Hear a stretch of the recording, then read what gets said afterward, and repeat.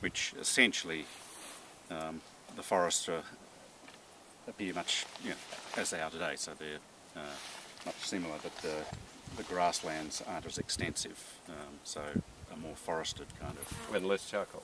That's less, his big less point. charcoal. There's less charcoal. Yeah.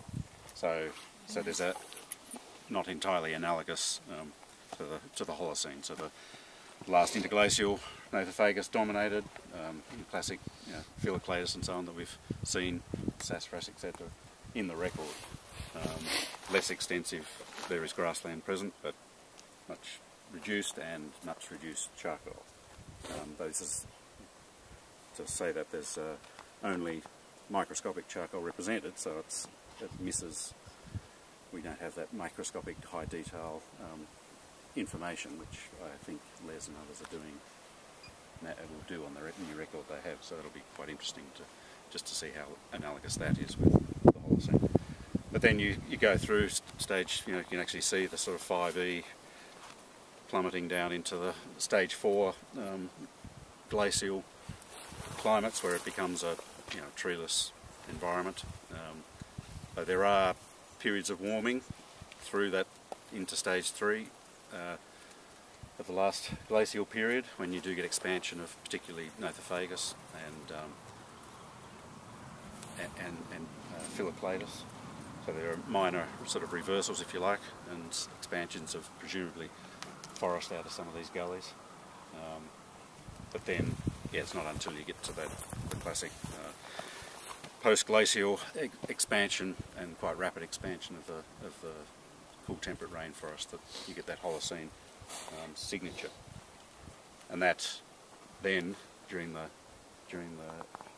sort of peaks in the early Holocene, and then there's a disturbance, increased burning into the late Holocene, and you start to see the appearance of these open grassland and moorland environments.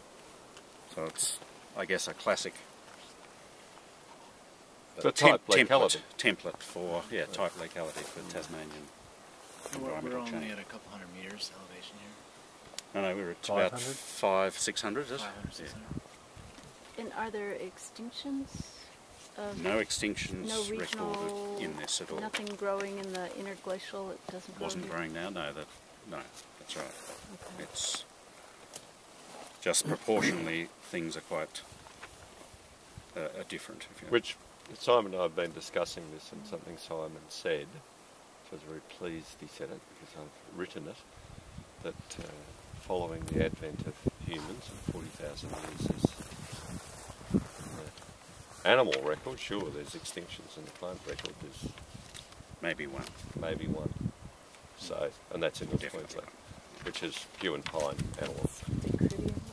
A dicridium, yeah. That's probably a swamp gymnosperm, and there's one on New Caledonia that actually is probably the species represented. The other thing which Simon and I were discussing is that this will be a very important site, though there may be turf to be dealt with. I don't know whether pollen people have turf.